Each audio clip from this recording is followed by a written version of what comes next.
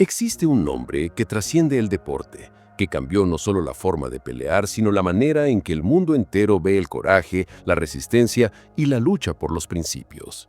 Este es el relato de Cassius Marcellus Clay, quien se transformó en Muhammad Ali y se convirtió en algo mucho más grande que un campeón. Se volvió un símbolo global de resistencia. Su historia no es solo sobre puños y victorias, es sobre un joven que se atrevió a decirle no al gobierno más poderoso del mundo, que sacrificó los mejores años de su carrera por sus creencias y que demostró que la verdadera grandeza se mide tanto por lo que haces dentro del ring como por lo que defiendes fuera de él. Hoy te contaré cómo un niño de Louisville se convirtió en el más grande de todos los tiempos y por qué su legado sigue inspirando a millones de personas décadas después de su último combate. La historia comienza con un adolescente de 18 años que deslumbró al mundo en los Juegos Olímpicos de Roma. Cassius Clay no solo ganó la medalla de oro en peso semipesado, lo hizo con un estilo completamente revolucionario. Mientras otros boxeadores se movían como tanques pesados, él flotaba como una pluma y atacaba como un rayo. Pero lo que realmente llamó la atención del mundo no fueron solo sus puños, sino su boca. Desde el momento en que se volvió profesional, Cassius comenzó a hacer algo que ningún boxeador había hecho antes: vender peleas con su personalidad magnética y sus predicciones audaces. Soy el más joven, soy el más hermoso, soy el más rápido, soy el más grande, proclamaba con una confianza que rayaba en la arrogancia. Pero aquí radicaba su genio. No era solo fanfarronería vacía. Cada palabra estaba calculada para crear expectativa, para hacer que la gente quisiera verlo ganar o verlo perder. En sus primeros 4 años como profesional, Cassius construyó un récord impecable de 19 victorias sin derrotas. Pero más que los números, lo que construyó fue una personalidad mediática sin precedentes. Predecía en qué round noquearía a sus oponentes y luego lo cumplía. Era una combinación explosiva de talento sobrenatural y showmanship brillante. Sonny Liston era la personificación de las pesadillas. Este no era solo un boxeador, era una fuerza de la naturaleza con conexiones al crimen organizado. Cuando te debías dinero a los prestamistas, enviaban a Sonny Liston a cobrarte. Era un hombre que había sido arrestado más de 100 veces, que trabajaba como cobrador para la mafia y cuya sola presencia intimidaba hasta a los boxeadores más valientes. Liston tenía una mandíbula de granito y puños que podían romper huesos con un simple jab. Había visto a boxeadores experimentados colapsar completamente solo al verlo entrar al gimnasio. Era literalmente la muerte encarnada en el ring. Pero Cassius Clay tenía un plan que nadie vio venir. Comenzó una campaña de acoso psicológico contra Liston que era tan audaz como efectiva. Lo siguió a restaurantes, lo gritaba en público, lo desafió en cada oportunidad. Era como ver a David no solo retando a Goliat, sino burlándose de él abiertamente. El momento culminante llegó cuando Clay confrontó a Liston en el Desert Inn de Las Vegas. Liston, completamente exasperado por el joven bocazas, sacó un arma. Aunque resultó estar cargada con balas de fogueo, el mensaje era claro: nadie molestaba a Sonny Liston y vivía para contarlo. Pero Clay había logrado algo extraordinario. Había descubierto la única debilidad de Liston. El campeón tenía miedo de la gente loca y Clay estaba decidido a convencerlo de que él era exactamente eso. El 25 de febrero de 1964 en Miami Beach se escribiría uno de los capítulos más dramáticos en la historia del boxeo. El pesaje fue un espectáculo en sí mismo. Clay llegó gritando como un loco, golpeando su bastón contra el suelo, aparentemente fuera de control. Los observadores pensaron que era puro terror disfrazado. Pero cuando ambos peleadores se subieron a la balanza, algo impactante se reveló. Clay era físicamente más grande que Liston. Nadie se había dado cuenta hasta ese momento. El pequeño retador medía más y tenía mayor alcance que el temido campeón. Desde la primera campana, la estrategia de Clay fue evidente y revolucionaria. En lugar de intercambiar golpes con Liston en el centro del ring, usó su velocidad superior para dictar la geografía del combate. Se movía constantemente, forzando a Liston a perseguirlo como un toro enfurecido. Lo que parecía cobardía al principio, resultó ser genialidad táctica. Liston, acostumbrado a intimidar y dominar físicamente a sus oponentes, se encontró chasing shadows. Clay lo castigaba con combinaciones rápidas y luego desaparecía antes que Liston pudiera responder. En el quinto round, algo extraño sucedió. Los ojos de Clay comenzaron a arder intensamente y por momentos pareció cegado. Corría hacia su esquina gritando, «¡No puedo ver! ¡No puedo ver!». Algunos especularon que había algo químico en los guantes de Liston, una sustancia cáustica que había migrado a los ojos de Clay. Lo extraordinario fue cómo Clay manejó esta crisis. Prácticamente ciego, se las arregló para sobrevivir el round usando solo su instinto y velocidad. Cuando su visión se aclaró, desató una furia de golpes que dejó a Liston tambaleándose. Al final del sexto round, Liston simplemente se quedó sentado en su banquillo. El invencible campeón se había rendido. El joven de 22 años había logrado lo imposible. La victoria sobre Liston fue solo el comienzo de una transformación aún más profunda. Clay había desarrollado una amistad cercana con Malcolm X, el carismático líder del movimiento de los derechos civiles y ministro de la Nación del Islam. Esta relación cambiaría no solo su nombre, sino su identidad completa. Cassius Clay, que él llamaba su nombre de esclavo, fue abandonado para siempre. En su lugar emergió Muhammad Ali, un nombre que significaba digno de alabanza y el más elevado. Esta transformación fue mucho más que cosmética. Muhammad Ali se convirtió en una figura política, en un símbolo de orgullo negro en una era donde la lucha por los derechos civiles estaba en su punto más intenso. Su conversión al Islam y su alineación con la Nación del Islam lo convirtieron en una figura controversial, amada por algunos, odiada por otros. Pero Ali nunca retrocedió. Cuando los periodistas se negaban a usar su nuevo nombre, él se negaba a responder. ¿Por qué tienes que ser tú, de todas las personas, el que sigue diciendo Cassius Clay? Mi nombre es Muhammad Ali, y lo anunciarás ahí mismo en el centro del ring después de la pelea, si no lo haces ahora. La revancha con Liston fue aún más controversial que la primera. En Lewiston, Maine, Ali conectó lo que él llamó el puñetazo ancla, un golpe tan rápido que las cámaras de Sports Illustrated necesitaron cámara lenta para detectarlo. El golpe voló a 4 centésimas de segundo, la velocidad de un parpadeo. El problema fue que la mayoría de los espectadores no vieron el golpe. En el momento exacto del impacto, toda la audiencia parpadeó simultáneamente, creando una de las controversias más grandes en la historia del boxeo. ¿Fue un golpe legítimo o una farsa elaborada? Ali mantuvo siempre que el golpe fue real y devastador. Dije, prepárense para golpearlo. Tienes que mantener los ojos abiertos y esperar. No podrás verlo. Debes estar en posición de boxeo y solo bailar un poco como si estuviéramos boxeando. Y por un segundo tengo que sincronizarlo perfectamente. Con Liston fuera del camino, Ali entró en lo que muchos consideran el periodo más dominante de cualquier pesado en la historia del boxeo. Su combinación de velocidad, poder y carisma era simplemente abrumadora.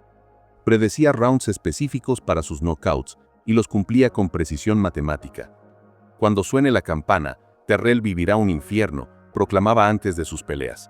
No estoy diciendo esto para ser gracioso, pero estoy peleando contra Ernie porque él necesita el dinero. Entonces cuando los fanáticos vengan a la pelea, manténganse calmos, no corran.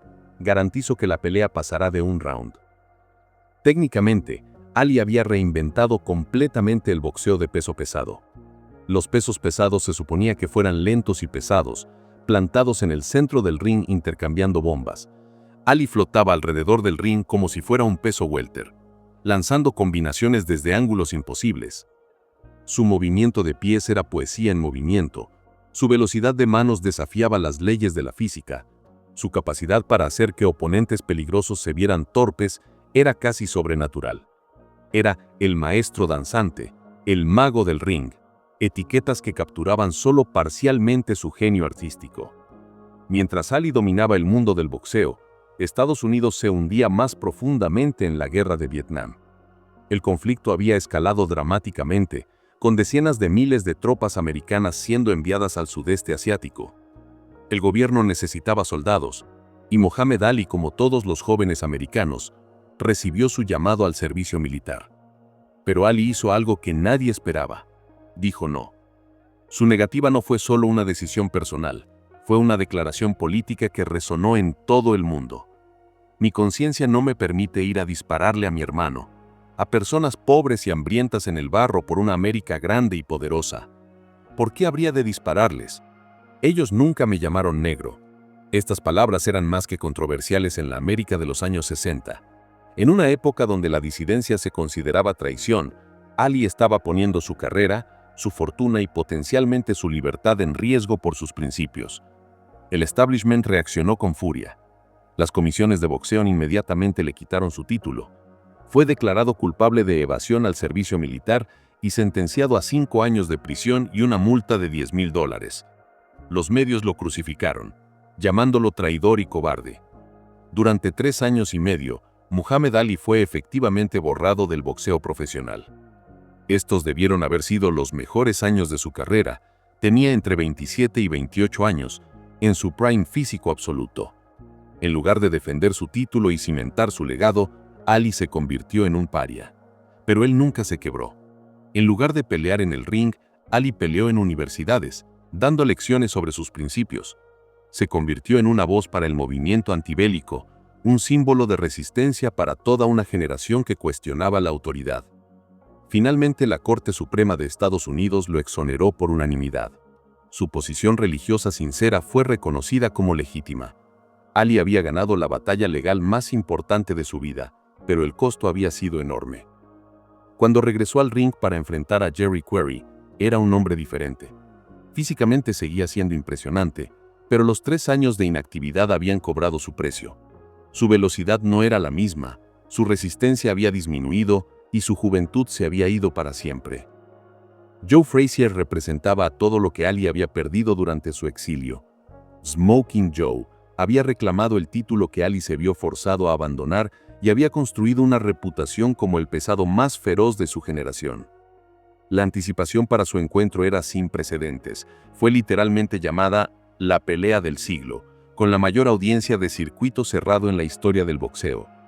Era más que una pelea, era una guerra cultural entre dos filosofías diferentes. Frazier era la antítesis de Ali en todos los sentidos. Donde Ali era verbal y flamboyante, Frazier era silencioso y trabajador. Donde Ali bailaba y se movía, Frazier presionaba implacablemente hacia adelante. Era una colisión de estilos que prometía ser épica. La pelea vivió hasta sus expectativas y más. Durante 15 rounds brutales, ambos hombres se intercambiaron castigo que habría terminado con peleadores menores. Ali, claramente no el mismo hombre que había sido antes del exilio, luchó con el corazón de un león. Pero en el round 15, lo impensable sucedió.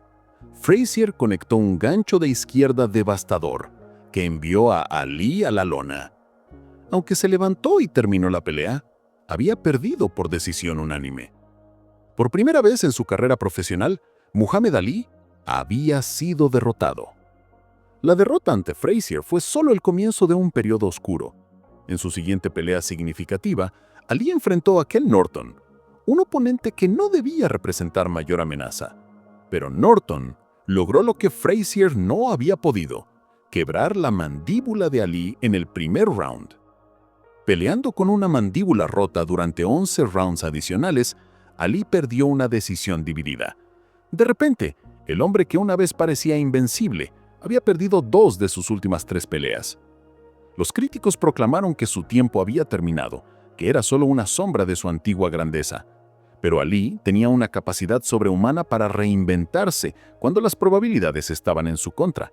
Se dedicó a su entrenamiento con una intensidad que no había mostrado en años. La derrota, descubrió, era una maestra más efectiva que cualquier victoria.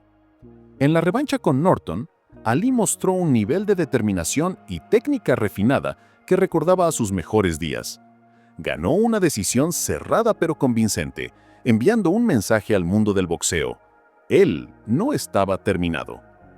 Luego vino la revancha que todo el mundo esperaba, el segundo enfrentamiento con Joe Frazier. Esta vez, Ali estaba completamente preparado. Había estudiado cada movimiento de Frazier, había desarrollado nuevas estrategias y había recuperado gran parte de su velocidad perdida. La segunda pelea fue dominación total. Ali boxeó magistralmente, usando su alcance y velocidad para castigar a Frazier sin permitirle que se acercara. Fue una clínica de boxeo que terminó con una victoria unánime, decisiva. George Foreman era algo que el boxeo nunca había visto antes, un destructor de hombres con el poder de demoler edificios en sus puños. Había aniquilado a Joe Frazier en 2 rounds, enviándolo a la lona 6 veces. Había hecho lo mismo con Ken Norton, los 2 hombres que habían derrotado a Ali. Foreman no solo golpeaba fuerte, redefinía lo que significaba el poder de knockout. Sus oponentes no solo caían, volaban por el aire como si hubieran sido golpeados por un martillo gigante. A los 25 años, parecía invencible, una fuerza de la naturaleza que había nacido para destruir leyendas. Todos los expertos daban por sentado que Ali no tenía ninguna posibilidad. Foreman era más joven, más fuerte, más poderoso y tenía un aura de invencibilidad que intimidaba incluso a los veteranos más duros. Los únicos que apostaban por Ali eran los fanáticos ciegos y los románticos incorregibles. Pero Ali tenía un plan que nadie podía imaginar, una estrategia tan contraintuitiva que rayaba en la locura. En lugar de usar su velocidad para mantenerse alejado de Foreman, haría exactamente lo opuesto. Se recostaría en las cuerdas y dejaría que Foreman lo golpeara. He luchado con un caimán, he peleado con una ballena, he esposado un relámpago y arrojado trenos a la cárcel, proclamó Ali antes de la pelea. La semana pasada asesiné una roca, lastimé una piedra, hospitalicé un ladrillo. Soy tan malo que hago que la medicina se enferme. En Kinshasa, Zaire, ahora República Democrática del Congo, bajo una luna llena africana, 70,000 fanáticos coreaban «Ali, Bomaye, Ali, mátalo» en el idioma local. Era un escenario cinematográfico para lo que se convertiría en la pelea más famosa en la historia del boxeo. Desde el primer round, Ali implementó su estrategia suicida. Se recostó en las cuerdas y comenzó una conversación constante con Foreman mientras absorbía sus golpes más poderosos. «Vamos, Zucker, muéstrame algo. Me dijeron que podías golpear fuerte. Eres Solomon». Le susurraba insultos que habrían hecho que cualquier otro hombre perdiera la razón. Lo que Ali estaba haciendo era puramente genial. Las cuerdas absorbían gran parte del impacto de los golpes de Foreman, mientras que Ali protegía sus órganos vitales y su cabeza. Más importante aún, estaba forzando a Foreman a lanzar golpes de poder completo, round tras round, en el calor agobiante de África. Alrededor del 6º round podía ver: «¿Dónde está el aire acondicionado? Apenas puedo respirar en África», recordaría Ali después de la pelea. Foreman, el destructor imparable, se estaba agotando lentamente mientras Ali conservaba su energía para el momento perfecto. «Mira esto. Ya estás cansado en el 7º round y te quedan 8 rounds adicionales», le decía Ali a un Foreman visiblemente exhausto. «Estás en problemas, George. Solo tienes 2 oportunidades. Pequeña y ninguna». En el 8º round, Ali vio su oportunidad. Foreman había dado todo lo que tenía y estaba corriendo en vapores. En una secuencia que se desarrolló en cámara lenta, Ali se separó de las cuerdas y lanzó una combinación perfecta. Una derecha rápida seguida de una izquierda devastadora. Foreman se desplomó como un árbol talado. El hombre que había parecido invencible yacía en la lona completamente inconsciente mientras Ali bailaba sobre él en una de las imágenes más icónicas en la historia del deporte. «Ali lo hizo. El gran mano lo ha hecho», gritó el comentarista, su voz quebrándose de emoción pura. Si la pelea con Foreman fue la más famosa de Ali, su tercer encuentro con Joe Frazier fue la más brutal. Manila, Filipinas, se convirtió en el escenario de lo que muchos consideran la pelea más épica en la historia del peso pesado. «Van a ser un asesino y un thriller y un asesino cuando me encuentre con el gorila en Manila», proclamó Ali en su poema antes de la pelea. Pero nadie estaba preparado para el nivel de violencia y drama que se desarrollaría. Durante 14 rounds, ambos hombres se infligieron castigo que habría matado a hombres menores. Frazier, peleando prácticamente ciego debido a la inflamación masiva alrededor de sus ojos, continuó presionando con la determinación de un hombre poseído. Ali, usando todo el truco que había aprendido en sus años como profesional, respondía con combinaciones devastadoras. Al final del round 14, Frazier estaba tan golpeado que su entrenador tomó la decisión más difícil en el boxeo. Detuvo la pelea. Su luchador valiente no podía ver, y otro round podría haberlo matado. Ali había ganado, pero a un costo terrible. Estoy tan cansado que no quiero hacer nada. Mis caderas me duelen, mis brazos me duelen, mis costados me duelen, dijo Ali después. Es muy posible que esta haya sido mi última pelea. Pero Ali no se retiró cuando debería haberlo hecho. Los años de castigo comenzaron a mostrar sus efectos. Sus reflejos se desaceleraron. Su velocidad de pies disminuyó y su capacidad para absorber golpes se deterioró peligrosamente. La pelea con Larry Holmes fue dolorosa de presenciar. El Larry Holmes joven y hambriento castigó sistemáticamente a un Ali que ya no podía defenderse adecuadamente. Era como ver a un león viejo siendo cazado por una manada de hienas. Incluso antes del final de su carrera había señales alarmantes. Su discurso se había vuelto más lento, ocasionalmente arrastraba las palabras. Sus movimientos fuera del ring eran menos fluidos. Los doctores comenzaron a expresar preocupaciones sobre posible daño cerebral. Dr. Ferdy Pacheco, su médico de ringside durante años, finalmente se alejó. «Esto es tan poco ético que no puedo estar involucrado», declaró. Era una señal ominosa de lo que estaba por venir. 4 años después de su última pelea, Ali recibió el diagnóstico que explicaba todos los síntomas que había estado experimentando. Síndrome de Parkinson. Tengo que llamarlo síndrome de Parkinson. Temblor en las manos y lentitud en el habla, explicó Ali con la honestidad brutal que siempre había caracterizado su personalidad pública. Todo ese viejo discurso de «soy el más grande» tiene que desacelerarse, admitió con una sonrisa triste que rompía el corazón de millones de fanáticos. Pero incluso enfrentando la degradación física, Ali se las arregló para una transformación final. Se convirtió en un embajador global para causas humanitarias, usando su plataforma para promover la paz y la filantropía. Viajó por el mundo, a menudo en misiones diplomáticas no oficiales, demostrando que su grandeza trascendía cualquier limitación física. El momento más emotivo llegó en los Juegos Olímpicos de Atlanta en 1996. Cuando Ali, visiblemente afectado por el Parkinson, encendió la antorcha olímpica, el mundo entero fue testigo de una imagen que definía el triunfo del espíritu humano sobre la adversidad. Mohamed Ali falleció el 3 de junio de 2016, a los 74 años. Su muerte marcó el fin de una era, pero también el comienzo de su verdadera inmortalidad.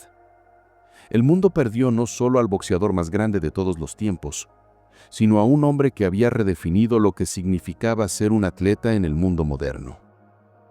Durante su vida, Ali había sido muchas cosas: un campeón mundial, un activista de derechos civiles, un objetor de conciencia, un poeta callejero, un showman incomparable. Pero más que nada, había sido un ejemplo viviente de que los principios importan más que los premios. Su influencia se extendió mucho más allá del boxeo. Inspiró a generaciones de atletas a usar sus plataformas para el cambio social. Demostró que el coraje no se mide solo por la disposición a pelear, sino por la voluntad de defender lo que es correcto, sin importar el costo personal. Cuando se le preguntó cómo quería ser recordado, Ali ofreció una respuesta que capturaba perfectamente la esencia de quién era. Me gustaría que dijeran que tomó unas cuantas tazas de amor, tomó una cucharada de paciencia, una cucharadita de generosidad, una pinta de bondad. Tomó un cuarto de risa, una pizca de preocupación, y luego mezcló la disposición con felicidad. Agregó mucha fe y lo revolvió bien. Luego lo extendió durante toda una vida y lo sirvió a cada persona merecedora que conoció. Mohamed Ali demostró que los atletas pueden ser más que entretenimiento. Pueden ser catalizadores para el cambio, voces para los sin voz, símbolos de resistencia contra la injusticia. Su legado vive no solo en los récords que estableció, sino en la valentía que mostró para ser fiel a sí mismo cuando el mundo entero parecía estar en su contra. En una época donde el conformismo era la norma, Ali eligió la resistencia. En un mundo que valoraba el silencio, él eligió hablar. En una sociedad que esperaba que los atletas se mantuvieran en su carril, él condujo directamente a través de todos los carriles, redefiniendo lo que significaba ser grande.